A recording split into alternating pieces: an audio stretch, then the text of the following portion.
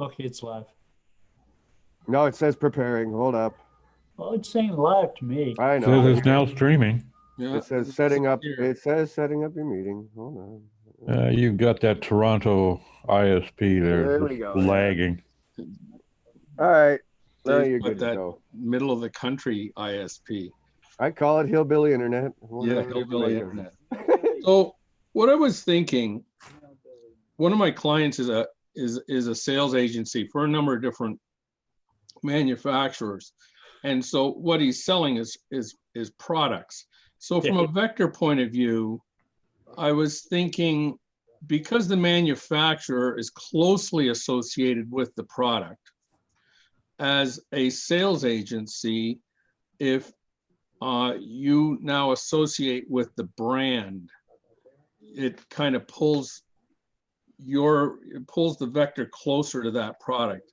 And the way I've been associating with the brand is through schema again. So I'm just wondering thoughts on that associating with the manufacturer brand pulls your entity closer to the product entity that you're selling. Not really, Steve. I mean, when you think in terms of vectors, you're basically looking at the definition or the meaning of a particular term or phrase, sentence, paragraph, page, whatever. Now you're looking at the inherent meaning behind it. So, if you look at a jaguar and tiger, they'll have some vector similarities because they're both felines. Okay. There But was a statement that a computer scientist named Firth came out with that said you should know a word by the company it keeps. Right. yeah. Yeah, that's the word back.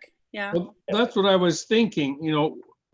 Let's say I'm thinking of air pollution control, or more specifically, an air scrubber. And one of the biggest manufacturers in the world is the Trimer Corp. So if I'm selling air scrubbers, they're on my site, but does it give me an advantage to also associate my brand with the Trimer Corp site? And I'm thinking it does. I would be inclined to say no. No, I would think no. I see this with Kaplan Learning a lot. I have a number of experiences with them, different, because they are kind of I don't think it's technically franchise, but it works similar to a franchise where multiple entities can sell Kaplan Learning products. And what we find more often than not is that mentioning Kaplan Learning specifically creates competition rather than creates a better entity relationship. Now, the entity relationship would be Trimer with its own items, not another group in Trimer. That made sense. I've been up 24 hours. Say that again. Entity association would be? Entity association is just basically things that are put into the word back by a mathematical relationship. So Trimer being the one who sells the scrubbers would be something that would be in that relationship, whereas somebody else trying to attach themselves to Trimer wouldn't be associated. To go back to, oh, sorry, Christine. That's okay. I'm just saying not as closely. I mean, they may be in the same area as air scrubbers, but not Trion and air scrubbers would be, if they're dominant in the space, and Google knows that, which is subjective if they do. One who sells the scrubbers. Yeah. Because it has to be a known thing. Like iced tea, Google knows, but if you do root iced tea, it doesn't really know that well because it's not very common. So it's not like it's going to know every relationship. It's only going to know really important ones or really dominant ones. And so to go back to Doc's earlier example where he said jaguar and a tiger are related. Jaguar has an entity in that instance that is a cat. Well, a Jaguar and a Ferrari are related too, but in Well, that and instance, the that's entity because, is a car. right, and we used to use that a lot back in the day, even when I tried to explain semantic stuff to people, meaning that you've got Jaguar and operating system, you got a football team, you've got a car, and you've got an animal. So now you could even go past word to vec and go into phrase to vec, which they also have as well. So again, what are the related things, like hunting or tail or short fur or claws, or what other concepts is surrounding that? Like, you know what I mean? And that's even with the vec stuff, that's how you're building it out. Right. So again, you know, I mean, you want to get into the BERT bullshit that everyone's trying to sell lately too. It's the same thing. It's concepts. How are you building around concepts of what you're doing? You know. Well, and Yeah, BERT's only processing though. BERT's not really big for us. No, but yet. I mean, there's been people out there trying to sell it as some sort of semantic shit. So for the, Yeah. I would even go so far as to say that any relationship between vectors for similar terms or phrases and entities would be purely coincidental. There's really no relationship built into vector analysis at all with entities. It's Right. just looking at the meaning behind the yeah, term. and like you and I were talking about, when I was looking at all the query classification and rewrite stuff, that's why I started to notice they're getting more into the entities as well as the vectors. And that's, you know, to your point, actually, Doc, is they do in the patents and the papers actually separate those two. You know what I mean? They're not saying What do you guys- vectors I'm- inclusive of entities. They're saying vectors and entities, not inclusive of each other. You know? But entities are mapped in the vector space. But entities are language agnostic. They don't really care if you're in France Right. and you say the color blue, and in English you say the color blue. They're different words, but they mean the same thing. Yeah. Yeah, but their entities are mapped in the vector space. The mathematical relationship between. Okay, so the vector nodes. space is just looking at large corpuses of text and seeing which words are next to each other. Well, the node denotes the relationship. They don't know meaning, but they don't know meaning at any level. So Right, but that's just the thing. They don't understand that iced tea is iced tea. They just know iced tea is a thing. They just know iced tea often accompanies words like ice and Right. classes and Try putting bottles in and supermarkets. I haven't done it in a little while, but if you put in sugar, something like sugar sweetened iced tea or something like that, you'll get a bunch of chemistry experiments along with it, because it doesn't know that whether you meant chemistry and adding sugar to something, or whether you And mean it doesn't know whether you're talking about Long Island iced tea. Or It's also iced a tea, the drink. wrapper. yeah, which is why rank brain is up on everything and making Well, everything the irrelevant. thing is that any knowledge that the algorithms can derive from vectoring is based only on the knowledge that's represented in the corpus that they're analyzing. Right. So it's looking for co-occurring words and phrases. It doesn't really care too much about knowledge graph. Right, it just knows Right. that the node and the vector relationship. It doesn't understand the relationships between entities and attributes and Well, entities and classification. No, it's mathematically they do. They know no, it does not. It it does. Doesn't, Bill, Well, I doesn't, think we're doesn't it put it as closer or confusing further away? understanding with Yeah. mathematical relationship. Yeah, mathematical relationship is a node between two entities. that statistics those are involving related. words Not isn't about necessarily understanding the word. semantics. What? So statistics involving words isn't necessarily semantics. I'm not talking about statistics. I'm saying when they put them in the You're word. talking about computer generated vectors, which are statistics between words. Okay, we're using different terms, but the mathematical relationship between like apple and banana shows the And strength then of the relationship. mathematical relationship is based upon the statistics between the usage of those words. Not the corpus. usage though. It's the word vec. It's the It's usage the word of vec the words in mathematics. the It's the corpus. math assignment. It's It's a number assignment. no. It is. Hey, Chris, Yeah. stop arguing a second and listen. Believe me, Bill's on the right track. I It did is five- statistically I did five- based. I did 5 talks on this. Oh, good. Fine, and fine, read but like over 120 documents. There, it is a mathematical relationship that they look at. it's a mathematical relationship based on statistics. Statistics. are Statistics math. is a Thank you. mathematical relationship. You're actually making his point. Again, You're arguing my point to me. yeah, because arguing against me statistics using are mathematics. mathematical. You know what I mean? Like, Statistics are the analysis of mathematical relationships. Okay, think about that. yeah, You're right, but think about what you're saying. because it is like, again, I've studied a ton of this shit too. I guess how they're being used, none of us knows. But at the end of the day, statistics are a mathematical relationship. It's just, it's a more refined one. The statistical relationship is far more what they're doing with that stuff. You know what I mean? At least anything I've read and gone through at this point. You know what I mean? And I've spent 5 fucking years on it. So Are they looking at the co-occurrence of terms and the statistical probability that these terms will appear in a document together? They're looking at the co-occurrence of those words with other words and how often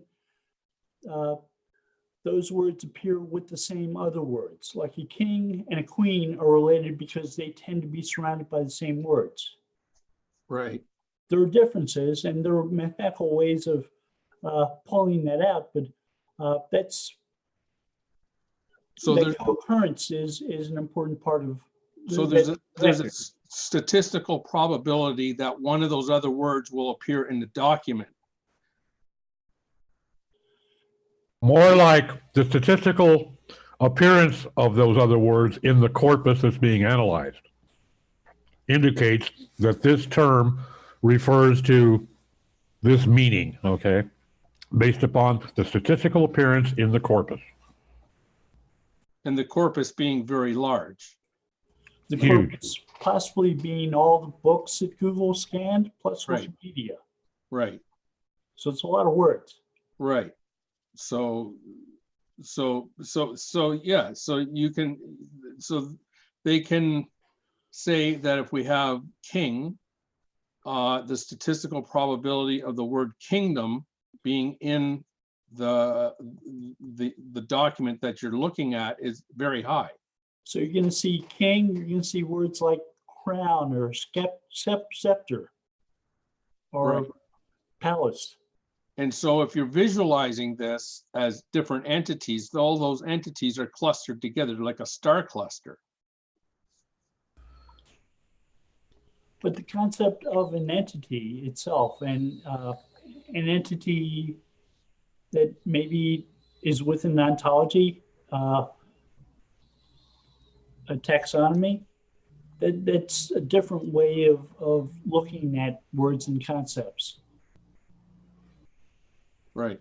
When you mention king, you're not necessarily talking about the king of France or the king of Spain. You're talking about a king as opposed to a queen, a king who wears a crown, who yields a scepter.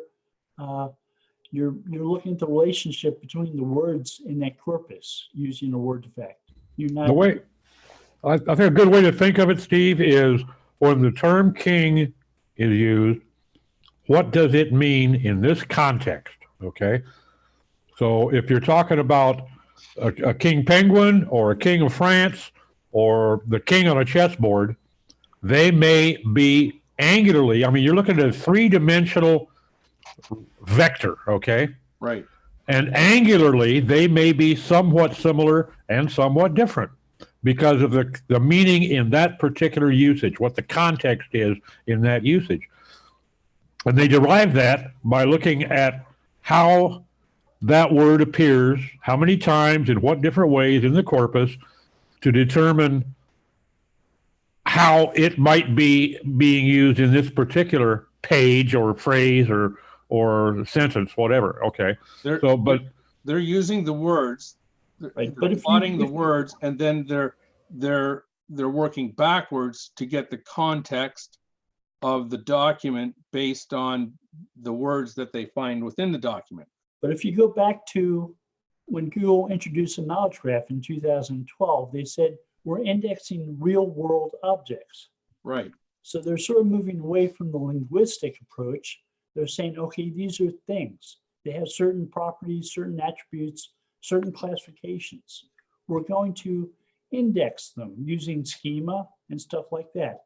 And This is why you're moving away from vectors, because you're thinking about indexing these real world objects that have different properties and so on. You're no longer concerned about the semantics of the words on a page. But Bird is worried about the semantics of the words on the page. That's what it is, a forward and backward processing. It's a natural language processing pre-training program, right? Absolutely. But I mean, it's looking at context and meaning, and schema is because they use And NLU, not it's NLP. unlike word to vec in many ways. Schema is like as the interpreter for NLU because they don't understand NLP. Right, and I said, okay. It's Oh boy, never good when Bill's sighing. Yeah, I'm just gonna leave, I think. I just wanted to go back to what Bill said about the color blue. So there's an entity that is blue, and the language that we use, whether it's Farsi, English, or French, it all points back to that concept of blue. an entity that's actually blue, Yes. right? Regardless of the language, or regardless of word to vec type stuff. Right, it's Right. language agnostic. Again, even in the query rewriting stuff I was looking at, they even mentioned about that it's very language agnostic. So there's an interrelationship between entities like blue and sky, regardless of what language you're using. We're just using English, but there's a again, if we want to use your word, a statistical relationship between the entity blue and the entity sky, and regardless of what language we're using. So you're asking about products. And Google did come out with a patent recently. They talked about products and new product lines and so on. And they talked about collecting product attributes and looking at the language people use on websites when they're talking about products. And they say, okay, we understand the language we normally see when people talk about products. So when we see new language associated with that language, we know they're talking about something that's maybe different. When they're talking about a new version of a laptop, an existing brand, but they're talking about greater amounts of RAM or different screens or so on. It's not the typical language they see associated with that product. So But they're only going to make that effort in the context of products? because patents tend to be narrowly focused upon specific problems. Yeah. That Okay. patent is- Well, I mean, I is just, associated with- that patent is associated with products. But it's By the really way, only- so my my Oh, go ahead. problem with, And Steve was asking about products. right. yeah, no, I was asking about the patent. I was just interested because my biggest problem with word to vec is that it uses the corpus the to patent make the doesn't say anything about decisions. word to vec. The patent doesn't use word to vec. No, but Bill, That's you're not correct. letting me finish. Can I finish? Sure. So what I'm saying is like the classic example of king, man, woman, queen, and then put it in the context of the LGBTQ community, and queen refers to a man. So what I'm saying is that the corpus is inherently flawed based on the statistical probability of these words occurring together. And I find it interesting that Google's looking at a patent to try and do a better job with products. And I just was wondering if that was something that you knew, if they were going to try to push out a little bit more widely. I don't know. Okay. It doesn't. I would say that the statistical probability is not applied to how likely it is that this is what is being said with this word on this document. It, by the association of other words in that document, then that may come into play, yes. But the statistical analysis comes into play from the corpus being analyzed, these billions and billions of pages that they are looking at to determine what king meant. And that's where the statistical comes in. Yeah, but also they're looking at queries. So they're not looking at the whole corpus. They're looking at the corpus for that query. Not necessarily true. To determine what the term king means, they're looking at everything they have and the usage of that word to determine what meanings may apply to king. Okay? But they do It's that. not just queries. It's But not they- just queries by any means. They're looking at everything they got. All the documents they have in their index, they can look at to determine what king might mean in a given situation. Yeah, but it's in context to the query. It is, and the way that they look at that, because I didn't read patents, I read the research on how they actually develop the language that they're using, is by assigning a mathematical association to every entity that it understands and the association based on those and the distance between them. It's network theory, like human networks. And Terry, like, And you then gotta understand I what didn't get to finish. Oh, And the God, strength of really? the node between the words is the strength of the relationship. So queen as a man would be in there, but it might not be as strong. So it wouldn't likely come back without a contextual or topical relevance. And Terry, I think what Doc's actually alluding to a bit too is a lot of this stuff is the training sets. Okay, so that's more of the training sets, whereas when the queries coming in, how they're servicing the query is different than the training sets. So trying to understand the words and the concept, right? So yeah, what you're saying is correct in the sense that once that query comes in, it's going to divert to a certain area. But more with this kind of stuff, it's more of the training sets that they're using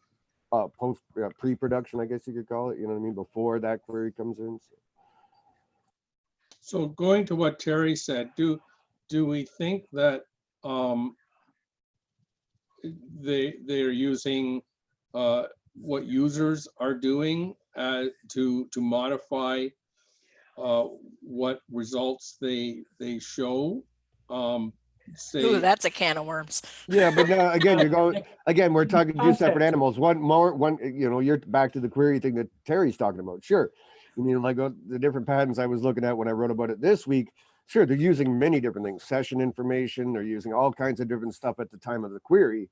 But in the training sets, which is more back to what, you know, Doc's talking about with the vectors and stuff, is a totally different animal. So like, that's like, you know, it's not a can of words. It's just two different things, right? Establishing what the query is after, it could even be on that session that user's having, as opposed to the training set that's coming up with these scoring elements before the query ever happens. Right? And Steve, in the context you're asking about in products, the patent I was talking about is looking at query information and augmenting understanding of products and new product lines by looking at what people are asking for when they're searching for particular products and what language they use. If it's typical, if they look at a product dictionary and a product attribute dictionary, are those words they're asking for typical about those particular products? right. So what I was thinking, let's say Nike comes out with a new shoe and they call it, I don't know, the Tiger. Yeah. So the first time somebody, not to make anything more complex than it already is, right? right, I mean, so to begin with, somebody's in 2020, somebody searches for the Tigers and they get normal what we get today. But 2 years from now, if it's a big seller, the Tiger by Nike, Google's going to include Nike Tiger shoes in the search results. Right next to Tiger Woods and the Detroit Tigers and so Right. on. Yeah. Right. But then for when they look at personalized behavior, if a guy has been searching for 2 days for all kinds of different shoes, the Tiger shoes, when he searches for tigers, may come higher in the search results. And so how do they, so the only way I can see that they start to learn that to associate tiger and shoes over a period of time is to see where users are finally satisfied with their query. They don't search for it again. So they can do an entity association, and they have discussed this in the context of something like a query for Lincoln. So Lincoln could be the president. Lincoln could be a type of car. Lincoln could be a town in Nebraska. That's what RankBrain does. It helps them better understand the contextuality of queries through user behavior. Well, this is not necessarily RankBrain, but this is them looking at what people select when they perform a search for a particular query. And Right, but I'm saying if we had tiger shoe, tiger woods, tiger everything, that's when if they're not sure, they throw up a RankBrain result, and over time the clicks tell them what it actually is relevant to, what queries. I think you're really trying to read more than is there. No, I watched Well, it. they- for a year and hang wrote an on, article hang about on, it before Chris. it was published. Chris, please. Okay. When you look at a vector, it is, think of an array, okay, but it's a vector that is three-dimensionally plotted on an X, Y, Z, okay, based upon its usage in a particular context, let's say a document or many documents in their corpus they're analyzing. They take that mathematical plot and they determine that other terms in that same document, let's say if we're talking about the Nike Tiger, there's also the use of footwear and shoe and running. Okay, they're going to be somewhat similar in their vector angles, okay? Not identical, but somewhat similar. And now they're going to go to a page that they're trying to rank, match to a query, and they're going to look at the mention of tiger and see that, no, this is not at all similar because it's talking about the Brazilian jungle. It has no mention of footwear. It has no mention of shoes. Or if it doesn't have a previous association of tiger with shoe that's strong, it will Goes to throw in a RankBrain. RankBrain result to Yep. try to determine by the Agree query with that. what is the right. yeah, so they're trying to understand the context, and they may look at a bunch of different sources in addition to vectors. They may look at user clicks and search history. They do. That's what Absolutely. RankBrain does. When they don't know over time, I have documentation. I can show you how it's changed over time. So when they search, someone searches for a New York Times puzzle, Google says, okay, that's probably a crossword puzzle because that's the type of puzzle people look for when they're looking for a New York Times puzzle. My favorite one to use in the talks I've done is sweets. So if you look at sweets in the US and sweets in the UK, it's totally different. It knows what sweets is in the UK, it's candy. Sweets in the US is not necessarily candy. So when I first looked it up and RankBrain first came out, it gave like 10 different things: sweet sweat, Dr. Sweet, sweet something, some candies. Now, as you look over time, because more people have clicked on sweets in relation to candy, it's become more and more about candy, and it even has knowledge graphs. So over time, if it doesn't know the association, if the word doc doesn't have a node association, the clicks show Google over time what the association is to the query.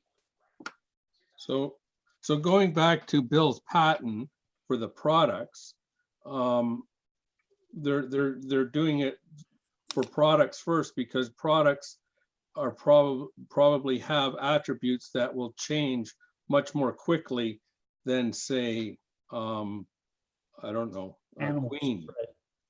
the word queen. Yeah.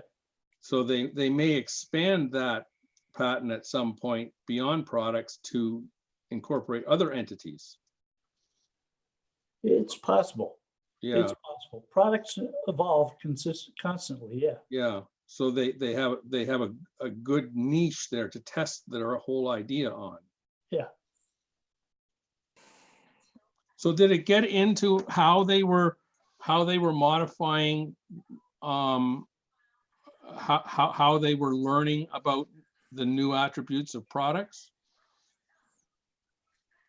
They didn't say they were looking at schema. They didn't say that they were looking at manufacturers' websites. They said their focus was upon users' queries and the language that people are searching with to see if it was similar or different from what might be in dictionaries of those products or product attributes. So if at some point we get a new type of disk drive, that's beyond solid state, all of a sudden we'll start to see laptop computers with photon drives. Right. And they'll learn about that.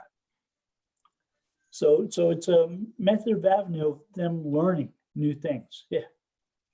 Yeah, so if they start to see a higher search volume for something like Nike Tiger, Mhm. they'll start to realize that Nike has a shoe called Tiger. Okay. Well, that's kind of cool. And that's all by where users are finally satisfied by their search, where the user query is satisfied by the user staying on a page or not bouncing or something. Dwell time, Maybe user selection and search results. maybe. Dwell time. Not a fan of that one, Steve. Did somebody say dwell time? Don't you Yep. start. Don't you Yep. fucking start. Don't you Yep. fucking start. Google does not use analytics, so how would they know dwell time? And would they spend that much computing power to time everybody who clicks a link on Google? I Yeah. don't think so. No, they don't use dwell time. But they're again, you know, I looking- mean, Terry, like I've always talked about, that's implicit user feedback, and there's a bunch of different signals. But They might count how many times something gets You know, clicked, and that'll work for a little while, but dude, not very long. you So know, just stop clicking. I've gone over that many years. I've been fighting that one ever since Matt and I used to talk about it, and I finally, I think last year, saw the first patent on it where they literally were talking about implicit user feedback as a way to evaluate their algorithm changes. Meaning, so sure, they'll look at that kind of stuff, and it, you know, could be analytics, it could be fucking Chrome, whatever. But again, just like we've always said, dude, they talked about it in the sense of how using implicit user feedback to evaluate various algorithms and algorithm changes, and that's it. And Again, then at some point after you've done evaluating, you make a decision, right? Yep. And that will have an effect somewhere along the chain of things, of course. But as a direct ranking factor, you know, people need to give that shit up, but that's just me. Well, according to some information that Google released regarding how they do their testing, the implicit user feedback was specific to the test in terms of Yeah, when they're sure. testing something, but sure. but they have click-through always rates. maintained that they don't do it on the And general again, search the only results. kind of papers or patents I've ever seen on implicit user feedback is for that reason, is for evaluation. So, you know, it's not that Google doesn't use it, it's just not, you know, they're not using bounce rates and dwell times and shit like that as a ranking. No, especially because you can actually edit that stuff in analytics. Well, That's, you know what I that's mean? what I Like, always fall back on. Yeah. you know, I mean, like way back when I knew I used to exchange almost weekly emails back and forth with Matt since like 2006, and you know what I mean. He always had the same thing, which is it's noisy, meaning the value of the data is not very good, and it's spammable, and that's why they've never really used it for anything other than that. And I still believe that myself. So. Well, when you see news in there 10 seconds after it happens, then that kind of tells you there's something going on. True. Yeah, and again, I got a bunch of quick QDF kind of related stuff and temporal type related patents and papers that I want to cover at some point in the near future that I've been collecting. So yeah, there's obviously things going on there because you need some way with a QDF type of thing, whereas you don't have the time to build up links, and so PageRank becomes a non-factor, and so you have to use other signals for sure.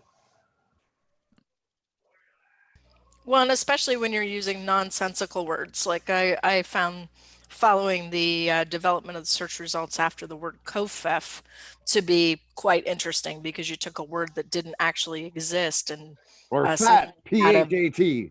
Sure, yeah, you had a huge number of people suddenly searching that content. It only makes sense that Google would attempt to You know why that was brought in? locate as much information as they could. Google got beat on the Michael Jackson story, and that's why they made their results much more temporal, and why they decided they had to be able to do that. I have heard the same. Because within weeks of that happening, where they got scooped by TMZ of all places, yeah, they said we got to fix this, and it was fixed within weeks. That's why they watch what people are querying and what they're clicking. Well, I think that was initially the idea behind including the Twitter fire hose, wasn't it? That was just a bad idea. I don't want to. Well, it was a bad idea, but I thought that was what they were trying to achieve was a better temporal result. Twitter in real time provides information that you really just can't get anywhere else. Right. Yeah. I mean, an earthquake happens one place and all of a sudden people are sitting in their houses with everything falling around them, tweeting, there's an earthquake. Right. And when those people tweet that, what do people probably do? Go to Google to get more information. Yeah. So that's an why they excellent didn't need example. that's why they didn't need the fire hose, Bill. That's an excellent example because a few years ago on the when we had that big quake in DC and we felt it all the way down here in North Carolina, Twitter was definitely where I went because nobody had it on the news yet, but everybody on Twitter was saying, "Oh my gosh, the house just shook." Right. Or even something like a power outage. Or why is a helicopter flying over my house with Hide the drugs. somebody talking to a loudspeaker? What are they saying? Where do I find out? I go to Twitter. Right. So how do we use this information to actually do better work for our clients? I think it's Well, okay, Can't fine. optimize for a lot of it. I don't know, That's the but if problem. somebody named, I don't know who she was, but told me to shut up more. So I've been kind of a wallflower the last few sessions. Don't know who that was. Let me think. Never mind. Anyways, I think it's intrinsic for me, and everyone else can answer for themselves. To me, to a large degree, it's intrinsic. You know what I mean? Like I've been studying this stuff since 2004 or 5 when I first found Bill and so on. And for me, it's very intrinsic in my work. It's the accumulation of knowledge that I gain from a better understanding of information retrieval and specifically Google that comes through in the work that I do and the approaches that I take. I don't sit there and go, well, I read this patent, so now I'm going to do X, Y, and Z. That's just not what it's about, at least for me, because again, we don't know what's been implemented, and if it has been implemented, what the thresholds are, what the scoring is. You can't sit there and read patents and papers and say, well, go do this. That's never been it for me. It's more of an intrinsic knowledge in my head of while I'm doing what I do that I think of as I put together a content strategy, that I think of when I'm doing an audit or whatever I'm doing as part of my job. It's there as part of my own knowledge, and then I implement it as such. I don't try and sit down and take them apart and say, I have to do this, this, and this next. You know what I mean? It becomes just for me an intrinsic part of what I do. Everyone else can answer for themselves, but that's what I do with it. Right. There are things I learned from patents. And the product patent said to me, if I have an e-commerce site that introduces new products on a regular basis, I might want to have a section of my site that talks about new releases, new product updates, where I talk about Closeouts too. Closeouts as closeouts. well. Yeah, and it makes sense to do that. It makes sense to be a news organization within your e-commerce store telling people about these changes to products. And you're also helping teach Google about the updates and changes too. For me, That's the all. patents fall under the same future proofing. I use patents, the Raiders Guide, and announcements by Google. And that's how I do my future proofing. I decide what I'm going to do in the future based upon what I see them trying to do in patents. Or in, say, there's an update. I look at that update to see if there's something that will give me an advantage. So when Google or something I shouldn't right. be doing. So when Google updated their news algorithm and the basic patent has started that out for the 6th time, and it says, okay, now the signals that we're looking at are no longer based upon how good the news source is and how much like a traditional news source it is. Instead, we're looking about how many entities they talk about in each story. And when they're creating a story, we're looking for originality by them trying to focus upon more entities with different perspectives, new places, new people, and so on, as opposed to the other people reporting the same story. We want something unique. That's also a big problem in that particular field is some newspapers will start making multiple stories and just change a few things to stay on top. Yeah, I see that. I see that stories updated every 2 hours sort of thing, and it really hasn't changed. Right. You They'll change the title, for change the instance. time and you change the date, and Yeah. you don't change anything else. They Right. got it. A lot of articles like that too. Yeah. You know, Yeah. these are the top ranking factors in 2020, and it's the same top ranking factors in 2019. Going back to what Dave was saying about it being intrinsic in, I agree with all that, Dave. The other thing, your clients get caught up with the marketing of whatever new SEO thing. Yeah, is then tell out your there. clients to stop reading that Well, stuff. Or when you explain it to them, you know, you're making them feel better, like you actually know about this stuff. Then charge them for the time. Well, you do. Well, okay. I mean, But you would be surprised how many clients expect you to do that on your time. I work on a retainer basis, and if they have a 30-minute phone call with me, that's 30 minutes that I charge against their retainer. Oh yeah, like I said, like I was telling you last time we talked about this a few weeks ago, dude. I had an ex-client because he was in a good enough place or whatever, so I moved along. And you know, they were like, I was like, well, what's the problem? Blah, blah, blah. He's like, well, I'd love to tell you, Dave, but I've seen your invoices to me in the past because you charge me for every fucking email and phone call. I was like, well, you know. I said, but no, I'm happy to help you. But yeah, I charge you for my knowledge and time. And if I have to write you, then you're using my time and I can't replace that. Absolutely. I mean, what's Doc saying, that knowledge plus time equals money?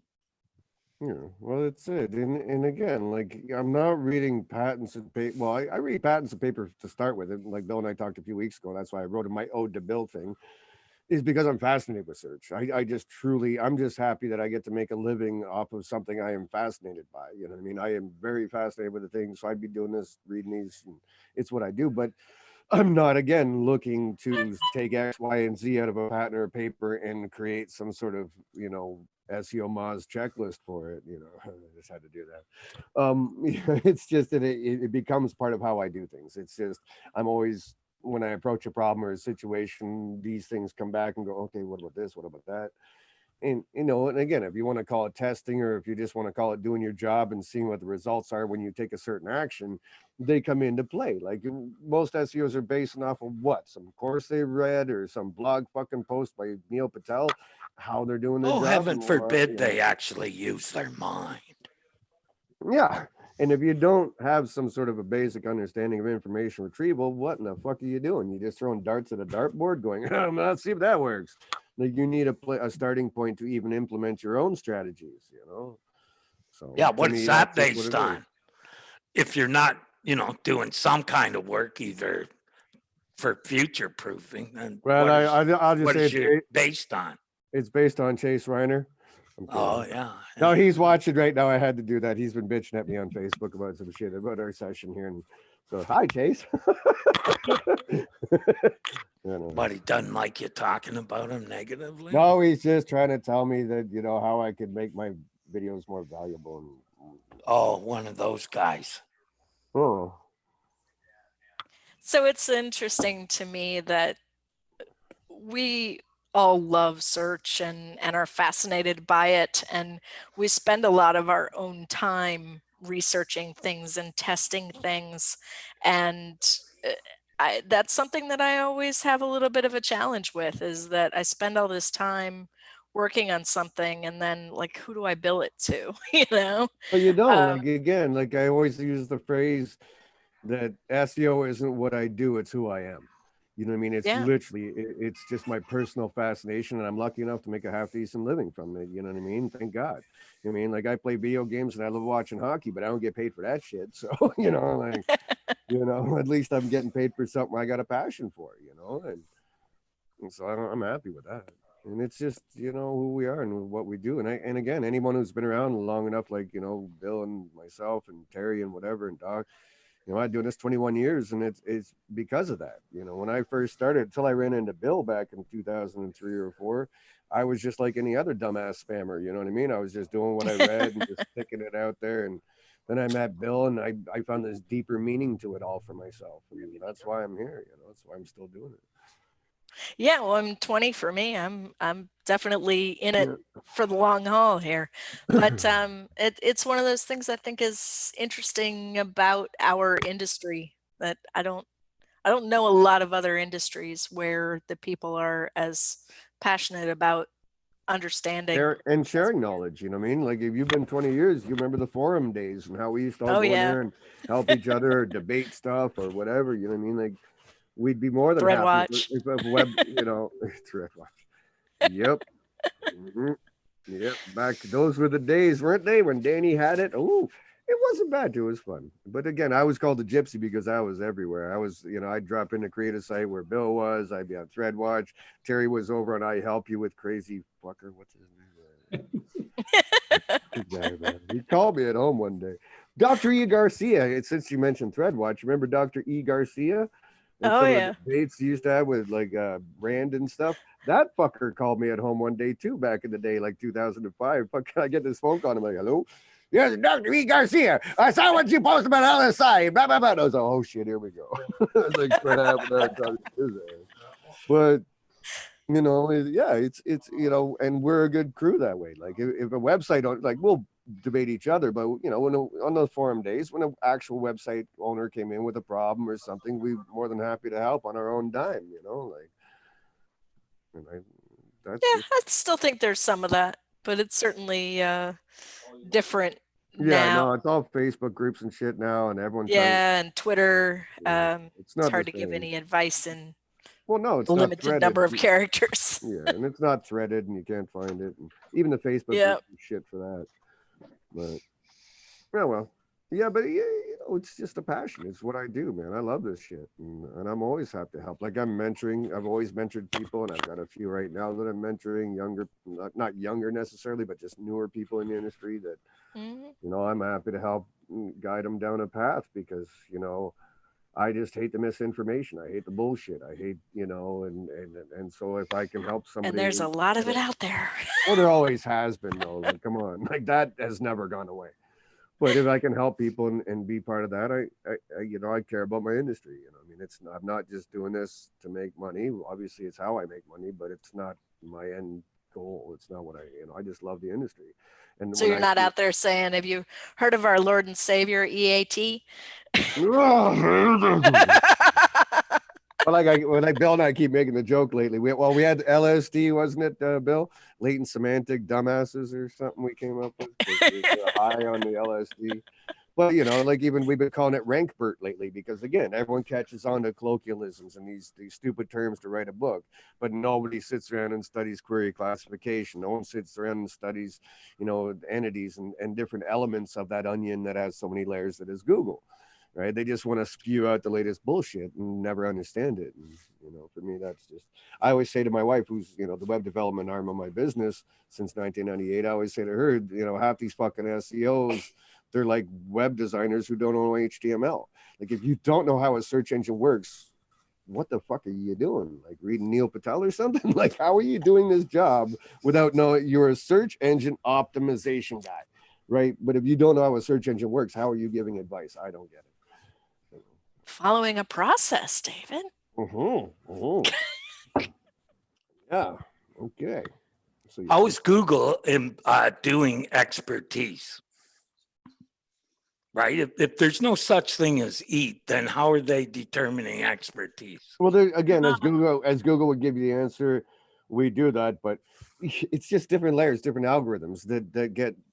It all came out of the fucking Search Raiders guide that used to be leaked, and now they just put it out there every year. But those are simplifications that they give the raiders. How SEOs have somehow turned around and figured there's some sort of algorithm for each of these is ridiculous. So you're saying that expertise, authority, and trust are not part of the Google algorithm. Okay, well, authority, I think, you know what I mean. They've Google mentioned said many- they're not part of the Google algorithm. yeah, and The you way know, that they're They're- described in the Quality Raters Guide isn't necessarily the way that Google might determine that somebody is an expert. right. You might look at queries that people perform where they include the domain name of a certain person and a topic. And the point is, they think as a searcher that website has some expertise in that topic. So They're when specifically asking for Gary said- information from that website about that topic. You know what Gary said EAT was? Links and citations. yeah, he's a fucking idiot. No, he's not though. It's Yes, not. he Okay, but is. again, He's a they're not- it's just like Mac- narcissistic asshole. And Well, it's just maybe like, he is, but it is. but again, it's a Not simplification. fancy. That's just the same as everyone saying Matt Cuts this and that used to say things. without I saying think a quick statement on stage at PubCon isn't necessarily the be all end all to what maybe EAT is. It is quick to have something that's witty to say like that, but it's not. Yeah, that's what I mean. That's It why I actually- don't listen to him. It actually makes sense based on Google's algorithms that He's giving advice citations based and upon the limitations of Twitter. they're not using expertise, they're not using credentials, they're not using accuracy of content, they're not doing any of that. They are, and it's clear if you read the They're right not. sources. They've Oh, even come out and said Come that. on, like, It just Like, you know, I'd your rather head listen doesn't to- belong in your I'd rather ass. Listen to something that Tristan. Okay, I don't Marchillo, know who's the why head I'm of- not allowed to say anything today and get talked over and nobody believes anything I say. But EAT is not expertise. They're not looking at it. They've confirmed that. I've got. Well, it people confirmed from argue with Danny you and because Twitter. you're putting up statements that not necessarily everybody agrees with. Actually, yes, John said it's not. Martin said it's not. Danny said it's not. Danny talked to me in a private message and said it's not. So yes, I'm not basing it on my ass. They said none of that matters. And you know what? The people have come to me for recovery from core updates and EAT have done all that. And guess what they didn't do? Recover. Because it's not in the ranking factors. I can Danny said confirm that for specifically sure. In a tweet to me, in a DM, that all they're doing is taking the core factors they've always done and tweaking them to try to get better results. That's it. EAT is just what it's always been, the core algorithms and rank and using them to make sure a site has expertise and authority. And They're not again, looking at, and now in again, featured snippets, they look at consensus, but they even say on the featured snippets page, we do not look at accuracy of content or consensus anywhere else. And that's not how Google's ever ranked anything, by looking at the accuracy of content. and, They've and, never and been even able like we to- talked about a Danny couple Thorne weeks did ago. that, and other people have too. Like we talked about a couple weeks ago, like it's the same as the old sandbox thing, right? We don't have a sandbox, but there is accumulation of different effects that would give the appearance of what you people call a And sandbox. what Gary said on stage at PubCon was, we don't have a specific EAT algorithm. We have lots of baby algorithms that if you add together, end up with a neat result. The core ranking factors, No, he didn't say that. Danny did. Okay, well, Danny's not here. So that's hearsay. No, it's not. Here's what I Yeah, don't that's hearsay. understand then. When the stupid alert that was called the medic update happened, when I looked at the sites that were affected, there was definitely indications that expertise and trust were definitely parts of it. No. And especially when you looked at e-commerce sites, that the ones that went up had better information in their reviews, such as was the product bought by the person reviewing, etc. And the ones that went down, there was no mention of the product ever being bought by the person, etc. So there may not be an algorithm for it, but they're definitely made some changes at that point. They made changes to the core update, and I can tell you what they're changing. Jenny can't too, because she's been looking at the sites. For some reason, the sites I'm working with and have recovered from these updates are severely technically deficient in a way that they never should have been ranking. Like 120-second page load times on one of them, 800 redirect loops on examine.com, right? They have technical deficiencies that they should have never been in the top 100, let alone. Well, how about the one that I saw all they did was change the information on the author, and the site started going up. Who's that? Pardon me? Who was that? I did a report on it, deep dive on it over a year and a half when it happened. And that's what I found. Will you drop a link on that, Terry? I'd love to read it. I don't give out information like if that. If it's a news site, it's required to have an author. Hey, Jenny, just so you know, it took me over 15 hours to do it. I don't give that to some place to. Well, that's fine, but authors required on a news site. So if it's a news site, that would make sense. On a regular site, it doesn't matter. They even say in the Quality Raters Guide, it doesn't have to have an author. Nothing. These people have come to me and spent thousands of dollars doing this stuff that people have written in all these articles and gotten nothing out of it, because that's not what Google was looking at. Well, and what I'm seeing on my end is very similar. It's almost like the level of consistency or the level of compliance with some of these technical elements was raised. And I believe that it was raised based on trying to elevate sites that were more trustworthy. Probably what happened is that the signals are very consistent with each other, but I haven't seen any situations where somebody just, added an author and ended up ranking better. But that was why I was so interested in what you were saying, Terry. Yeah, well, I did the deep dive, and the first thing I thought after I read it and was looking at things was, I'm going to go and put authors on every one of my blog posts now, and I'm going to link that author to any place of credibility that he's written on, or if he's a doctor, the university went, etc. Right? Was that back when authorship was a thing, though? Pardon me? Was that back when authorship was a thing? No. I didn't even buy into that when it was a thing. So why would I buy into it now? That wasn't. Could the site have been classified news in any way? No, I don't think so. One thing I did notice too was 3 of the medical sites that went down was because the people who were giving out information like it was facts were not credible. They were people with the disease. And that was mentioned in the Raiders Guide. What site? Well, in the Raiders Guide, they mentioned that people with the disease can have good information to share. Yeah. But just that it's got a lower level of expertise. Yeah, it could still have a high level of trust, but it's got a lower level of expertise. Yeah, well, they were affected that way. Yeah, I could, in fact, since you keep asking for proof, Christine, I'll give you the paper. I wasn't asking for proof. I was trying to figure it out, because no site I've looked at that would have fixed anything except. I'll show you I'll show you what maybe I just look at things differently than you do. Yeah, there seems to be a bit of a thing going on here that is discounting others' experiences. You know what I mean? Just because you and Jenny worked on something, that's great. You have your own opinions, but everyone here has worked on many projects for 20 fucking years. I'm just talking other people's experiences might have their own opinions, and that's got to be valid as well. You know what I mean? Again, I always been saying lately that this is an art form, this thing of ours. This is not a fucking, you're not fixing a fucking engine. This is an art form. This is a craft, what we do, and we all do it differently. Like a patent, I've literally worked with Alan Blayways. We've both been called in to do audits, and we talk to each other and go, okay, you do yours, I'll do mine. We'll compare notes at the end. And he'll do it totally differently than I will, which is fine because I like the different data points and I like the different ideas Alan will come up with compared to what I do.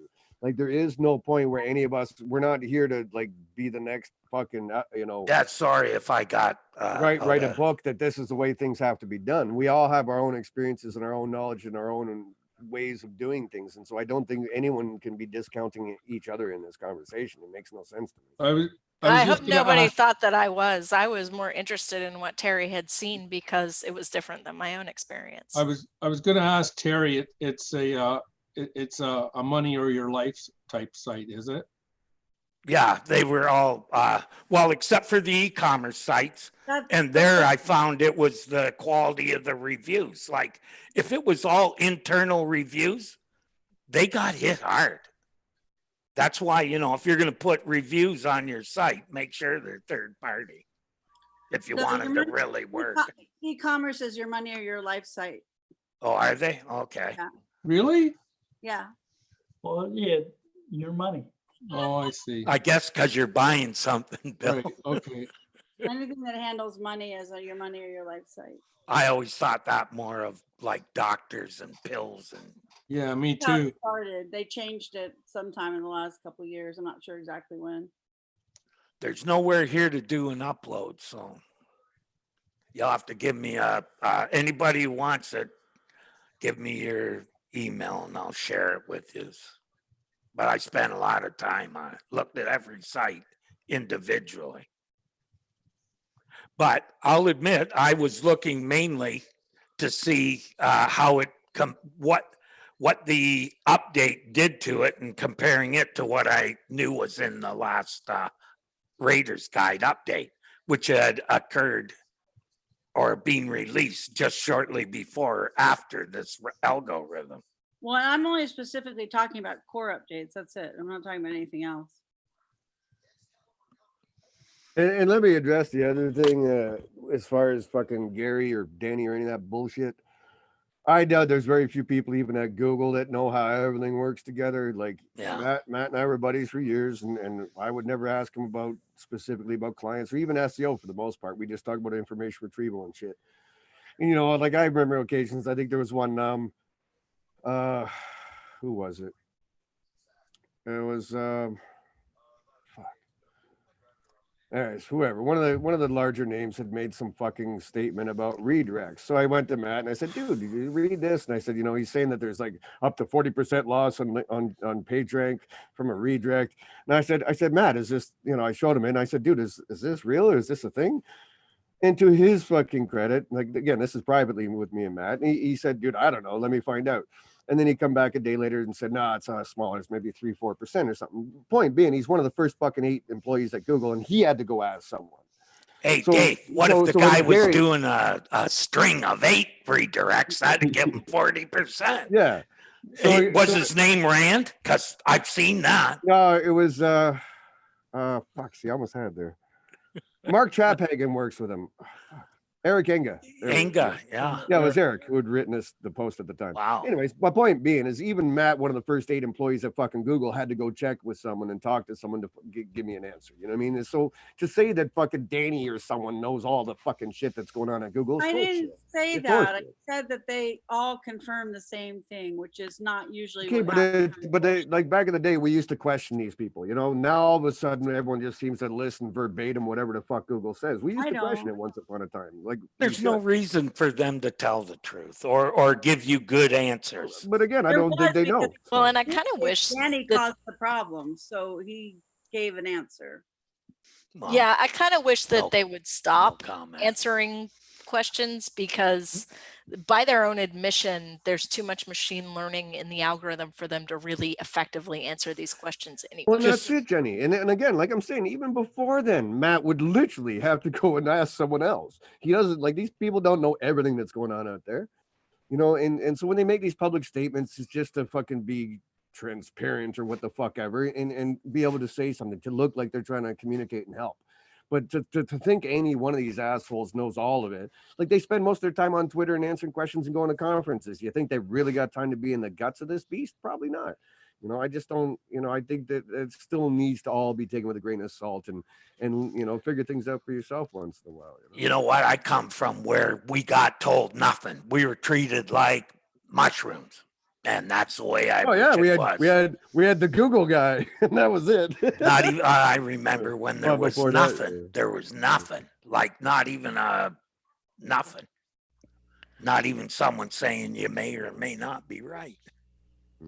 So again, like it's just I don't want anyone to stand hard and fast on anything that they say. It's just it doesn't make sense. We used to question them and try and figure stuff out for ourselves once upon a time. So I don't like the habit of the industry now getting placated and then trying to regurgitate that information like it's gospel. It just makes no sense to me. That's not where we came from as an industry. So We should have had you on the majestic old versus new conversation. No. I talked to Dixon and I was like, really, bro?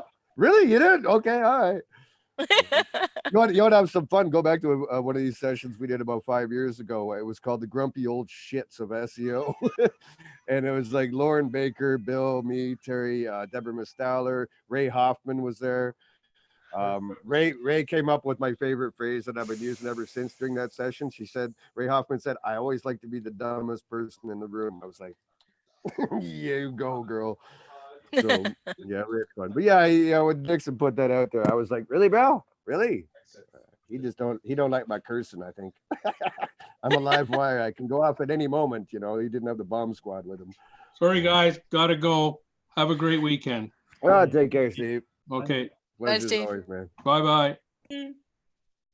But yeah, again, it's an art form, man, and you gotta just play it that way. And we all have our own opinions and directions, and I don't think any of us can ever state definitively what the fuck is happening because again, I've spent time personally, like again, Matt and I would sit and talk about cats for fuck's sakes and talk about meditation and you know, I mean, information retrieval. I don't go to Matt and say, "Oh, I got this client," or "How does links work?" You know, I mean, we were just two guys hanging out that had the passion for something in common, and even he didn't know everything, and he's one of the first 8 employees in that place. So to think any one of these guys has really got a handle on exactly what's going on makes no sense.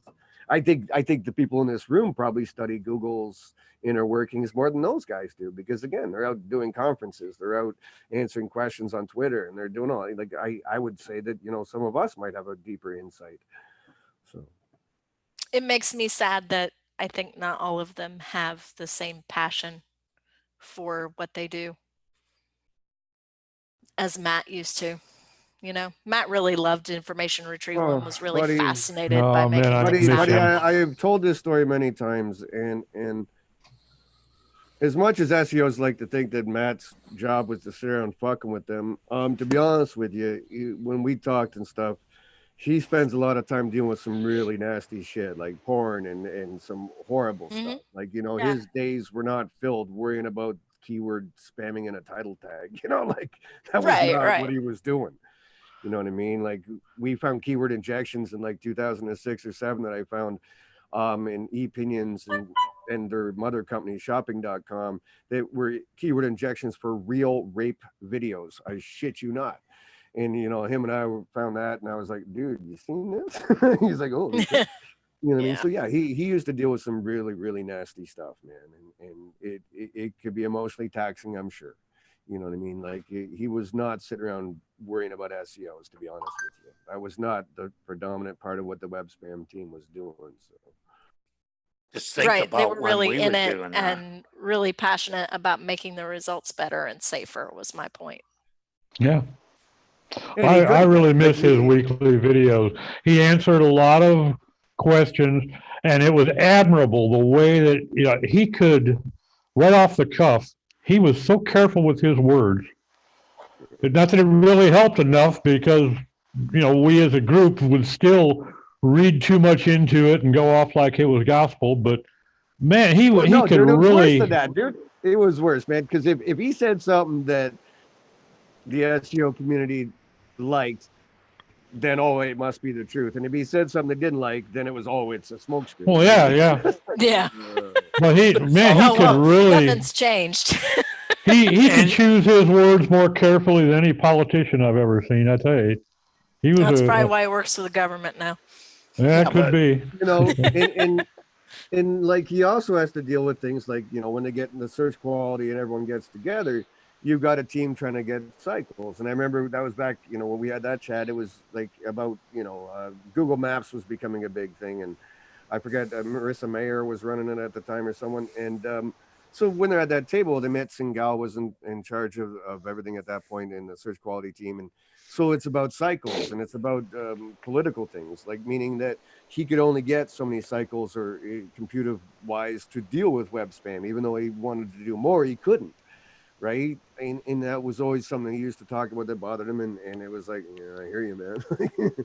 And, you know, it's like when BMW got spanked the first time. Like people say that, you know, back in the day, people were like, well, the big corporations get a break. Well, that's a fucking fact.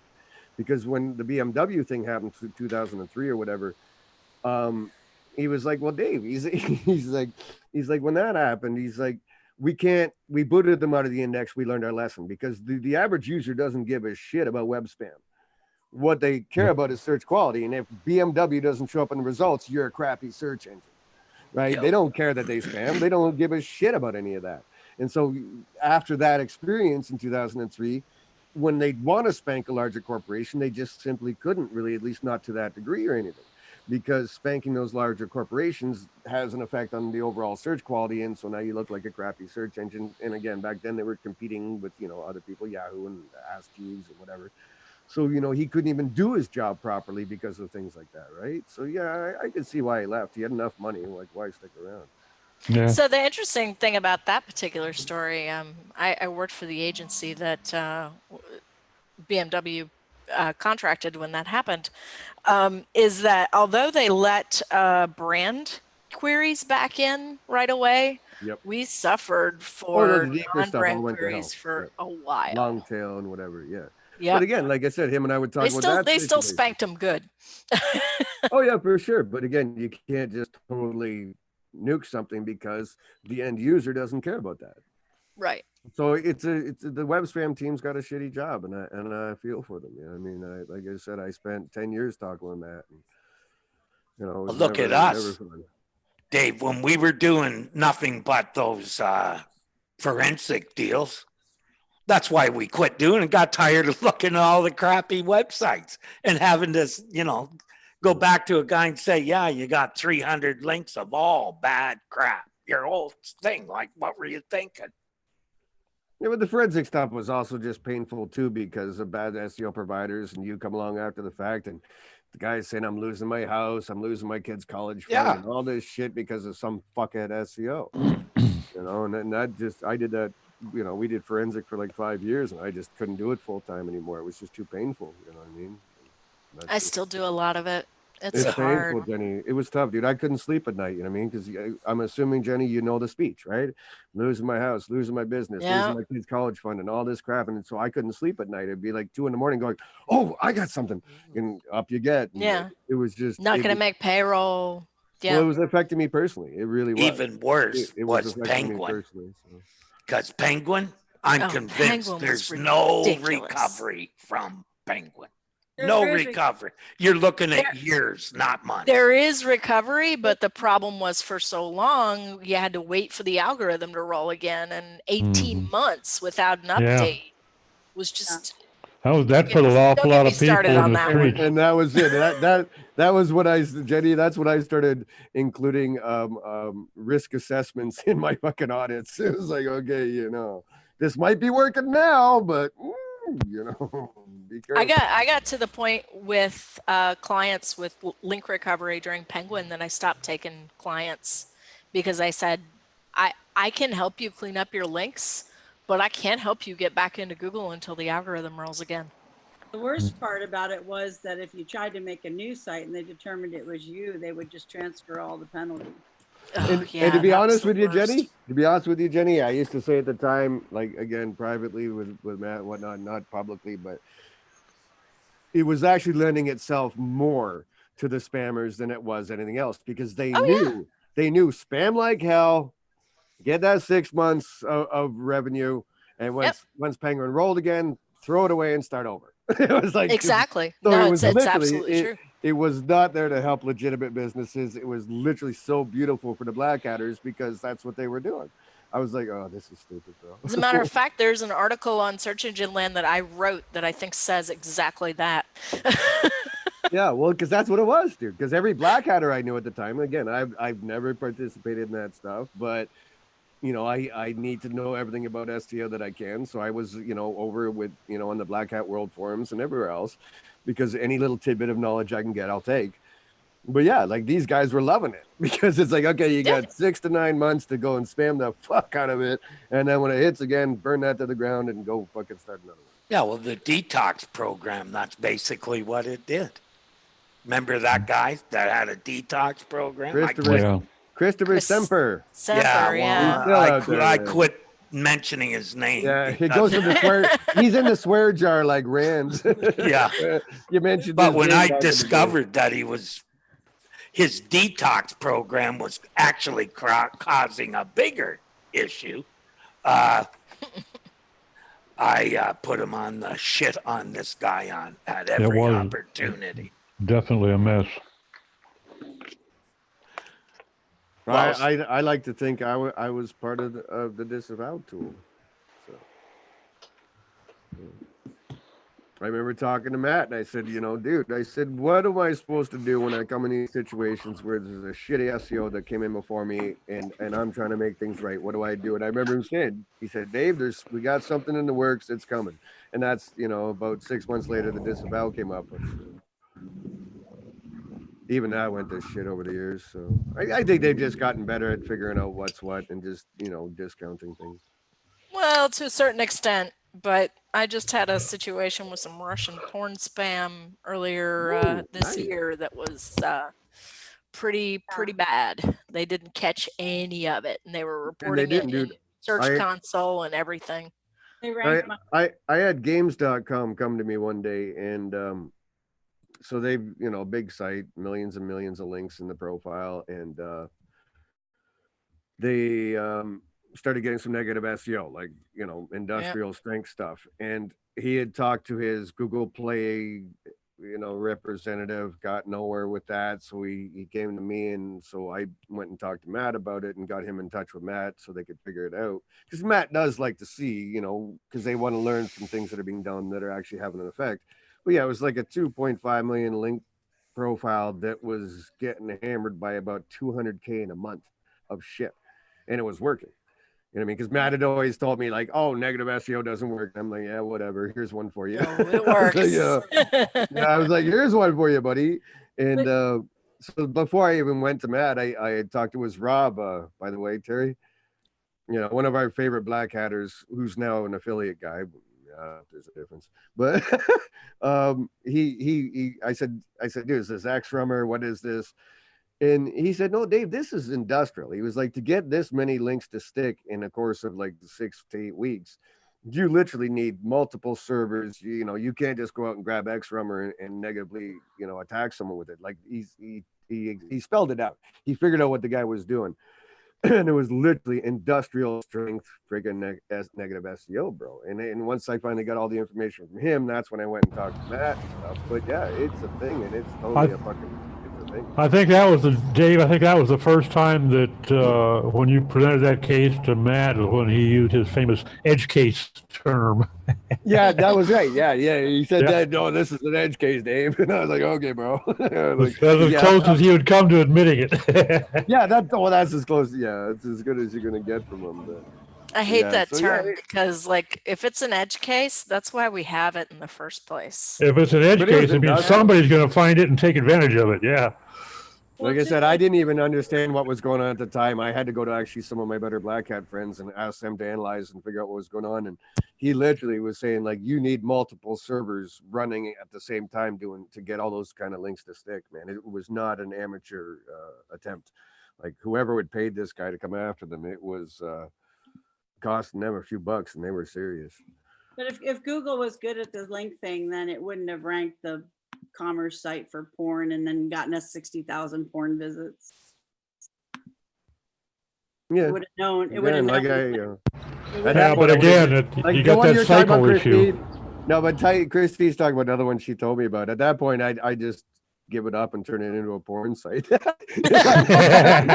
I rank it that well for porn, Go I'd be shoot like, right to "Fuck page you." 1 for anal. Yeah. You want to come after me like that? Then fuck it. I'll just turn this site into a porn site, make some money, like When they're sitting there saying they're good at links, and I'm like, if you can figure out a multi-billion-dollar e-commerce company shouldn't be ranking for porn from Russian porn spam links, you ain't that good at links. Yeah, but again, Yeah, you're talking about that machine cycle issue. How many cycles is available to them to go after that shit? Right. Oh, I've been on there. And that's very true, Christine. Again, Matt used to lament that all the time, that when he gets to the table and everyone's handing out cycles, he was not getting to do his job the way he wanted to do his job. And that was part of why he got frustrated with it. Just because Google knows, why would they act like, honeypot? Well, Especially on blog networks, you don't shut it down right away. You watch who's going there and who's using it. Get everybody. Why just hit one? Well, yeah, it also. The Ann Smarty situation. I remember that one. Yeah. Oh, yeah. You poor think I Ann. don't? I was about to go on stage with her for a talk when that happened. I was a casualty of war there. Really? That was the day I met her. Really, eh? Like Yeah, I knew her at New the time. Orleans. For the life of me, I could never understand how anybody thought that could fly. Yeah, I knew her at the time when I wrote about it. She started emailing me. She was not happy. I was Credit though, she went on stage and did her talk. I would have been like in tears. you got to know Ann to understand how she responded. She's Russian, man. She just got her back up. That's all.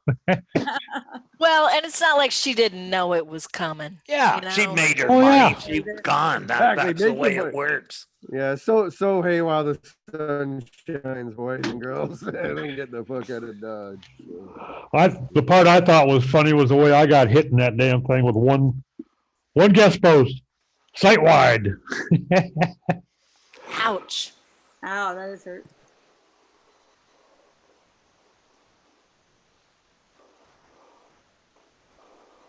All right, everybody, I gotta bounce. I gotta call it 2:30. Good to see you, Jenny. Yeah, Jenny, thanks. Good man. to chat. I'll turn on my camera next time. I was gonna say Okay. I've been bugging Christine for months now. She just won't do it like it's a dating network or something. I don't Hey, care. You as look, women, we have a Oh. higher threshold to look good on camera. Zara, never mind. She comes up every time. She don't care. Zara's always You don't have good. to do my hair. Zara looks good. I've If been we up don't care what you look like. We care about what comes out of your mouth. Hey, if Terry and I'll go on camera, anybody can. Yeah, exactly. Yeah, that's a good fucking point there. Me on the All other right. hand. Me on the other hand. I'll All call right. my bluff. Here we go. Later, Jenny. All right, Jenny. Bye. Oh, there she is. Quick, get a screen grab. Oh, see, there we go. Thank God. Bye. Bye-bye. All right, take care. Okay, guys, I've got to go. All right, Zara. Pleasure as always. Actually, thanks. Bye-bye, sir. Bye, Ciao. Zara. And with that, ladies and gentlemen, we're going to go off air and so we can talk about the real good dirt. And so if you want to join us, all the links are everywhere to join the chat. And other than that, we'll see you next week. Say goodbye, everybody. Bye. Okay, everybody. Bye, all.